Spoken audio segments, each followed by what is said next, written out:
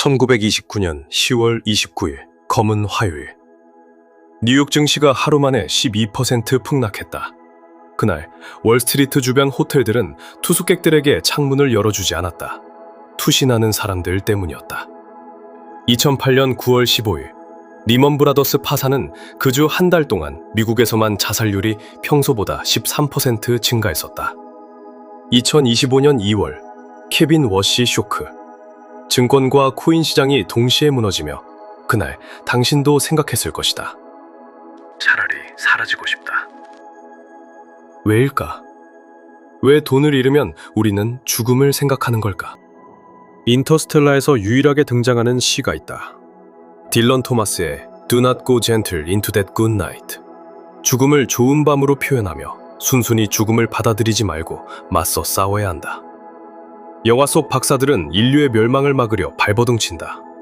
이 장면은 많은 사람들의 심금을 울렸다. 왜일까?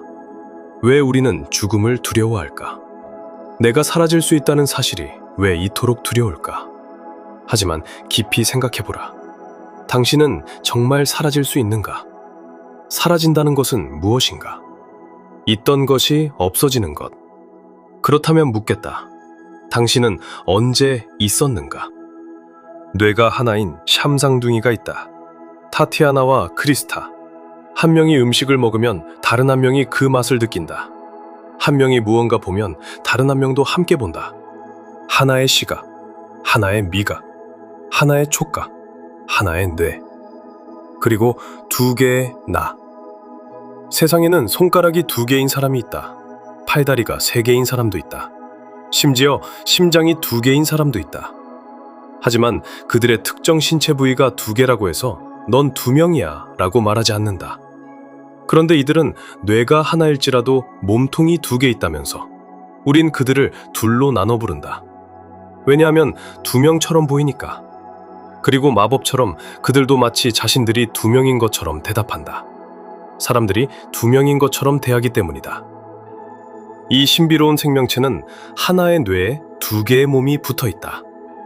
그렇다면 하나의 뇌에 세 개의 몸이 붙어 있으면 어떻게 될까? 10개의 몸이 붙어 있다면? 100개의 몸이 붙어 있다면? 하나의 뇌에 80억 개의 몸이 붙어 있으면 어떻게 될까? 80억 명의 나가 탄생하지 않을까? 나라는 존재가 탄생한 이유는 머릿속에 뇌가 있어서가 아니다. 나가 탄생한 이유는 누군가 나를 나라고 부르기 시작했기 때문이다. 나는 뇌에서 나오는 게 아니다. 나는 생각에서 나온다. 마치 보이지는 않지만 초록색 종이를 돈이라고 부르며 세상에 존재하지 않던 이 가상의 것이 사람들의 머릿속에서 실제하게 되어버린 것처럼 사람들은 이 몸을 나라고 부르며 세상에 존재하지 않던 나가 우리의 머릿속에서 실제하게 된 것이다. 그리고 그 가상이 사람들을 기쁘게도 하고 슬프게도 하는 것처럼 나라는 가상도 사람들을 기쁘게, 슬프게, 때로는 죽음으로 내몬다. 나라는 건 언어가 만들어낸 가상의 존재다. 사실 우리는 이미 다 알고 있었다. 두 개의 언어를 할 줄 아는 사람이 각각의 언어를 쓸 때 성격이 달라진다는 걸.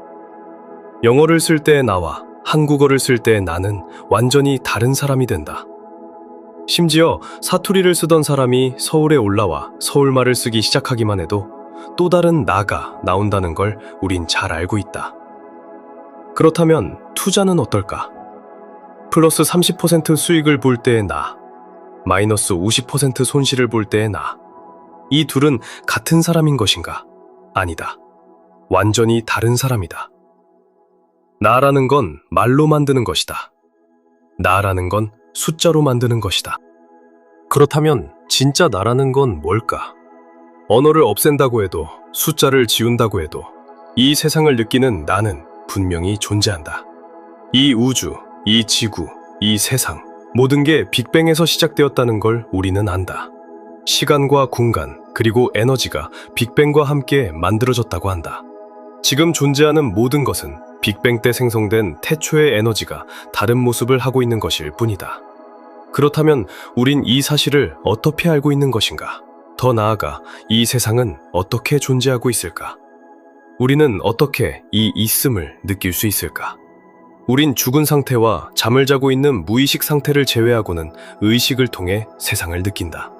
우리는 이 세상의 존재를 의식할 수 있지만 정작 이 세상을 느낀다는 그 의식이라는 건 볼 수도 들을 수도 느낄 수도 없다. 왜냐하면 우리 자신이 의식 그 자체이기 때문이다. 당신이 고통 그 자체였다면 고통을 느낄 수 있겠는가? 당신이 생각 그 자체였다면 생각을 느낄 수 있겠는가? 우리가 고통에 있음을 안다는 건 내가 고통이 아니라는 것을 안다는 것이고, 생각이 있음을 안다는 건 내가 생각이 아니라는 걸 안다는 것이다. 몸이 있음을 안다는 건 내가 몸이 아니라는 걸 안다는 것이다. 깊은 잠에 들면 시간도, 공간도, 생각도, 몸도 느낄 수 없다. 잠은 진짜 우리가 무엇인지 알게 해준다. 우리는 시간이 아니다. 우리는 생각이 아니다. 우리는 몸이 아니다. 우리는 돈이 아니다. 우리는 수익률이 아니다. 우리는 손실이 아니다.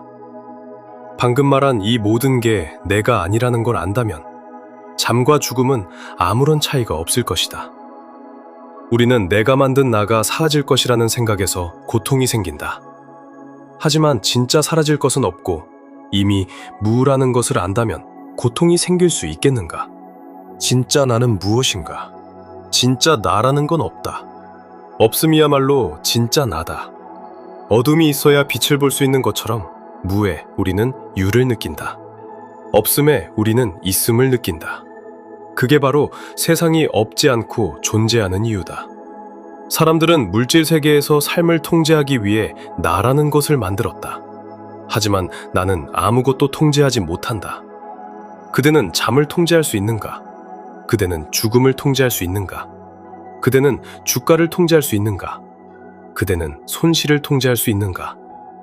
봄에 꽃이 피는 것처럼, 가을에 잎사귀가 떨어지는 것처럼, 바다에 파도가 치고 그 위에 태양이 뜨는 것처럼 모든 것이 그렇게 나타났다 사라지듯 우리는 그걸 통제하지 않는다.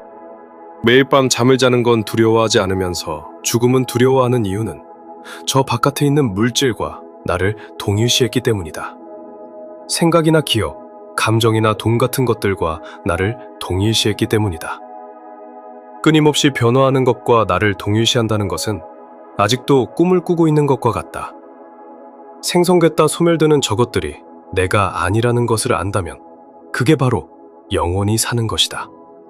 그게 바로 꿈에서 깨어난 것이다. 사실 잠은 매일 우리에게 이걸 알려주고 있었다. 매일 우리에게 힌트를 주고 있었던 것이다. 나라는 가상의 이야기가 이야기라는 것을 깨닫는다면 다음에 죽을 때는 잠을 자듯 편하게 죽을 것이고 다음에 잠에서 일어날 땐 새 생명이 태어나듯 찬란하게 일어날 것이다. 당신이 투자 때문에 죽음을 생각했다면 그건 당신이 계좌의 숫자와 나를 동일시했기 때문이다. 하지만 깊이 들여다보라. 마이너스 50% 손실을 본 그 계좌. 그게 정말 당신인가?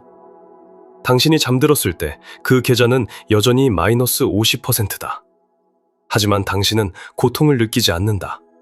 왜냐하면 잠들었을 때는 나라는 생각이 사라졌기 때문이다. 고통은 계좌에서 오는 게 아니다. 고통은 나는 손실을 봤어. 나는 생각에서 온다. 1929년 검은 화요일, 2008년 리먼 사태, 2020년 코로나 풍랑, 2025년 워시 쇼크. 매번 이번엔 다르다고 생각했다. 매번 이번엔 끝이다 라고 생각했다. 하지만 시장은 항상 회복했다. 왜일까? 시장이 회복한 게 아니다. 시장은 원래 변화하는 것이기 때문이다. 오르고 내리는 것, 그게 시장의 본질이다. 변하지 않는 것은 그것을 지켜보는 의식이다. 이게 과학이 아닌 것 같아 당황스러운가? 하지만 진짜 투자는 여기에서 시작되어야 한다. 당신이 투자 때문에 자살을 생각했다면 잠시 멈춰서서 물어보라. 손실을 느끼는 나는 누구인가? 그 나는 정말 존재하는가? 손실은 당신이 아니다. 수익도 당신이 아니다. 계좌도 당신이 아니다. 당신은 그저 그것들을 지켜보는 의식 그 자체다. 그리고 그 의식은 폭락장에도 사라지지 않고 상승장에도 사라지지 않는다. 잠들 때도 사라지지 않고 죽을 때도 사라지지 않는다. 절대 사라지지 않는다. 왜냐하면 없음이 바로 당신이기 때문이다. 어둠이 있어야 빛이 보이는 것처럼 없음이 있어야 있음이 느껴진다. 그러니 두려워 말라. 당신은 사라질 수 없다.